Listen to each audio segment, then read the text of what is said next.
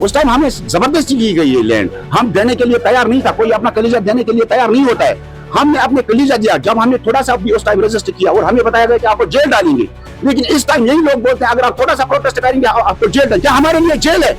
हम इलेक्टेड सरकार को बनाने के लिए जेल भेजने के लिए डालते हैं क्या वोट? हम जेल भेजने के, जब ना दो तब भी जेल, जब दूं तब भी जेल। अब इस टाइम प्रोटेस्ट को जेल, उस टाइम प्रोटेस्ट को जेल। क्या कोई अपनी बात रखने का हमें आम इंसान को हक नहीं होता है? मैं ये नहीं कहूँगा ये मेडिकल कॉलेज किसने लाया, लेकिन आज के बाद जो चीज जहाँ पर बनी है वहीं भी बनेगी। यदि आपने थोड़ी ड्रेजिंग करनी है, रुपए 1-2 करोड़ ड्रेजिंग में लगाना है और रिटेनिंग वॉल या प्रोटेक्शन वॉल उस कॉलेज को दे देंगे तो बस रुपए 5-6 करोड़ का मसला। लेकिन 67 करोड़ जो हमारा पैसा है, ये नासिर साहब का नहीं पैसा है, ये किसी पीपुल्स वालों का पैसा नहीं है, ये गरीब वालों का पैसा है जिनसे ये टैक्स लेते हैं। और ये टैक्स का पैसा 67 करोड़ लोगों का पैसा है। ये नहीं आएगी हमारी मिनिस्टर साहिबा और 1 मिनट में खत्म करेगी? कैसे हो सकता है? How it is possible? अस्सलामुअलैकुम, आप देख रहे तामील अरशाद और मैं हूं ख्वाहिश यूसुफ। इस वक्त हम मौजूद है शुमाली कश्मीर के हंदवारा में, जहां के लोग इस वक्त एक बड़ी परेशानी का सामना कर रहे हैं। हुकूमत के एक नए ऑर्डर के मुताबिक यहाँ के जीएमसी हंदवारा को एक नई जगह रिलोकेट किया जा रहा है। इस फैसले से यहाँ के लोग बिल्कुल भी खुश नहीं है। आपको बता दें ये प्रोजेक्ट 2021 में होम मिनिस्टर अमित शाह की तरफ से वर्चुअली इनॉग्रेट किया गया था in presence of Jitendra Singh और लेफ्टिनेंट गवर्नर मनोज सिन्हा। इस प्रोजेक्ट को 325 करोड़ रुपए एलोकेट किए गए हैं, जिसमें से अभी तक 50 से 60 करोड़ रुपए खर्च किए जा चुके हैं। कई सारी इमारतों पे काम शुरू हो चुका है जैसा आप देख सकते हैं, मगर कुछ अरसे पहले यहाँ पर सैलाबी सूरत हाल पैदा हुई, जिसके चलते हुकूमत ने ये फैसला लिया कि यहाँ से जीएमसी हंदवारा को एक दूसरी जगह मुंतकिल किया जाएगा। मगर लोग इस फैसले से खुश नहीं है, क्योंकि उनका कहना है कि वो जो एरिया है वो बहुत दूर है और लोगों को वहां तक पेशेंट्स को ले जाने में बहुत प्रॉब्लम हो सकती है। साथ ही में कुछ साल पहले लोगों ने अपनी ज़मीनें दी थी इसकी कंस्ट्रक्शन के लिए।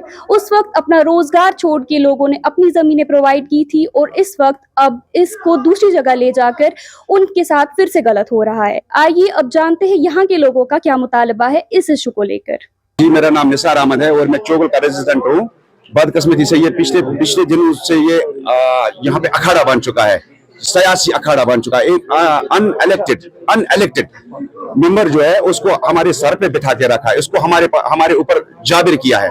जो वो फैसला ऊपर से लेता है वो यहाँ पे लोगों पे थोपा जा रहा है। वो यहाँ पे इसमें इतनी गंदी सियासत खेल रहे हैं कि यहाँ पे 40 करोड़ का ऑलमोस्ट 40-50 करोड़ रुपया का काम हो चुका है और वहाँ पे मीडिया को मिसगाइड कर रहा है, कहता है कि वहाँ पे 0% काम हुआ है। आप मुझे बताइए, हम उनको गारंटी देते हैं यहाँ पे अगर आप थोड़ा सा ड्रजिंग करेंगे यहाँ पे कोई भी इसका सैलाब का कोई खतरा नहीं है। लेकिन क्या हमें ये लोग गारंटी देंगे यहाँ पे ये बना रहे हैं, जहाँ पे ये इसको चेंज कर रहे हैं, वहां पे लैंडस्लाइड का कोई खतरा नहीं होगा? ये तो आपको पता है पूरा कश्मीर जो है इसको फ्लड जोन के नाम से ही पुकारा जाता है। हमारी डिमांड यही है कि एक कमेटी, बाकायदा सेंट्रल गवर्नमेंट एक कमेटी तश्कील दी और यहाँ इस लैंड का जायजा ले, क्या ये सेफ है, क्या ये अनसेफ है।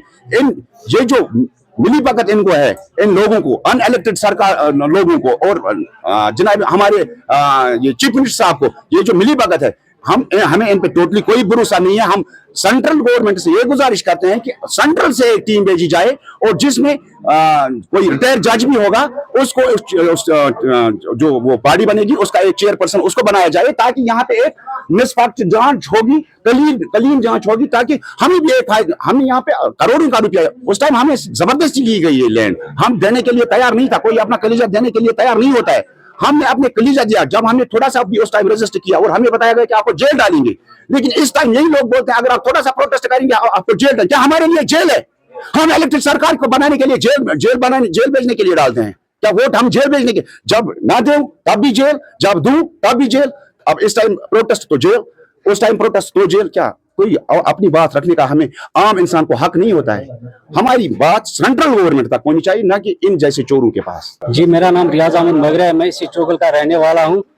पहले तो हम आप लोगों के मशहूर है। रही बात फ्लड प्रोन एरिया की, ये कोई फ्लड प्रोन मैटर नहीं है, this a political matter. On the base of protection they are going to relocate. मुझे लगता है इनको जो यहाँ पे रिलोकेट करना है, ये तो इस जीएमसी को रिलोकेट नहीं करना है, इनको रिलोकेट करना है इस फाउंडेशन स्टोन को who laid by honourable home minister Shri Amit Shah ji साहब, इनको शायद ये रिलोकेट करने है, इसलिए इसको बार बार रिलोकेशन पे आ रहा है। लेकिन पहले हम आप इस चीज से इन लोगों से जवाब तलब कर लीजिए जिन्होंने एनओसीज दे दिए, चाहे वो आरएनबी हो, पीडीडी हो, flood and irrigation and flood control है और सारे डिपार्टमेंट, उन्होंने किस बुनियाद पे एनओसी, या तो उन्होंने लीगल लैंड पे एनओसीज दे दी है, आप उनसे जवाब तलब कर लीजिए। इसमें आप अच्छी तरह से डीपली इसमें आप इंक्वायरी करिए वजह क्या है, बस ये हम चाहे, हमारी गुजारिश तो ये है इनसे। मैं ये नहीं कहूंगा ये मेडिकल कॉलेज किसने लाया, ये सब कुछ सेंटर से आता है, चाहे एनसी गवर्नमेंट ने दिया, चाहे बीजेपी ने दिया, चाहे पीसी ने दिया, मैं उनको सलाम करता हूं। लेकिन आज के बाद जो चीज जहां पर बनी है वहीं भी बनेगी, ये कौन सा मसला है। अब उन्होंने बताया कि उसमें सैलाब आता है। मेरे भाई गवर्नर साहब को मेरी तरफ से बताना और गवर्नर साहब को, मेरी भी फाइल सेक्रेटरीट में थी, जब बाढ़ आया 2014 में, सेक्रेटरीट के 1 मंजिल 2 मंजिल में भी बाढ़ आया, लाखों फाइलें वहां पे खराब हो गई। लोगों के कहा कि फाइलें खराब होगी। क्या सेक्रेटरीट के 2 मंजिल में बाढ़ नहीं आई थी? क्या पूरा लाल चौक में बाढ़ नहीं आई थी? क्या राजबाग पूरा नहीं 2 मंजिल तक नहीं बाढ़ आई? हाँ, ये क्या बाढ़ आई, इधर बाढ़ आ गई। अरे बाढ़ आ गई तो इसका इलाज देखो। आज समंदर में होटल बन रहे हैं, चाइना ने आज समंदर में टनले बनाए ट्रेनों के लिए, समंदर में रेस्टोरेंट बने, बड़े बड़े होटल्स बन गए। ये कौन सा मसला है? दरिया में थोड़ी ड्रेजिंग करनी है, रुपए 1-2 करोड़ ड्रेजिंग में लगाना है और रिटेनिंग वॉल या प्रोटेक्शन वॉल उस कॉलेज को दे देंगे तो बस रुपए 5-6 करोड़ का मसला है। लेकिन 67 करोड़ जो हमारा पैसा है, ये नासिर साहब का नहीं पैसा है, ये किसी पीपुल्स वालों का पैसा नहीं है, ये उन गरीबों वालों का पैसा है जिनसे ये टैक्स लेते हैं, और ये टैक्स का पैसा 67 करोड़ लोगों का पैसा है। ये नहीं आएगी हमारी मिनिस्टर साहिबा और 1 मिनट में खत्म करेगी? कैसे हो सकता है? How it is possible? पहले मुझे बताओ, उन्होंने हमारे हंगारा वालों से ये बात की? क्या उन्होंने चौगल वालों से बात की? क्या उन्होंने कौन गांव मुद्दूसा वालों को अपने एक मीटिंग, मिस्टर का मीटिंग बुलाई? ये सियासी चाल चल रही है और मुझे लग रहा है कि जो हमारे एमएलए साहिबान भी इस वक्त उन्होंने चुप्पी इख्तियार की है। मैं उनको अदमन कहता हूँ, चाहे सजाद साहब हो, चाहे चौधरी मोहम्मद रमजान साहब हो, चाहे हमारे कोई भी लीडर यहाँ पे हो, चाहे ये लंगेर के हमारे भाई खुर्शीद साहब हो, आप अपनी चुप्पी को तोड़ो। लोग भूलने वाले आदमी नहीं है। इस चीज का खमाजा आपको आगे खाना बहुत बड़ा खाना पड़ेगा। ये मैं कह रहा हूँ, I can say with authority, आपको तीनों के लिए हमारे दरवाजे पर बिल्कुल बंद हो जाएंगे। लोगों पे, लोकतंत्र पे एतमाद उठ जाएगा। अब हम इंशाल्लाह जल्द से जल्द, इंशाल्लाह 2 दिन में मशवरा करें, हमारी टीम बिल्कुल अमित शाह जी से मिलने जा रही है। ये एक सियासी साजिश है। चंद रोज कबल यूटी की वजीर सेहत मोहतरमा सकीना युतु जी ने हंदवाड़ा में अचानक जाकर जीएमसी का मुआयना किया। गवर्नमेंट मेडिकल कॉलेज जो चोगल में बन रहा है, जहाँ पे अभी तक 70 करोड़ रुपए का खर्चा आया हुआ है, उसका मुआयना किया। उसी के साथ साथ उन्होंने ये कहा कि इसको यहाँ से मुंतकिल किया जा रहा है। क्यों किया जा रहा है, क्या वजह है, इसके पीछे कोई साजिश लग रही है या इनका अपना सियासी मकसद है, तो ये अच्छी बात नहीं है। हंदवाड़े के लोग इस पे सीखवा हुए हैं। उनने बताया कि यहाँ से नेशनल काउंसिल का जनाजा निकलेगा, यहाँ पे नेशनल काउंसिल का कोई नाम लेने वाला नहीं रहेगा। वो कह रहे हैं कि ये फ्लड जोन आता है। यार इस वक्त कौन सा फ्लड जोन है?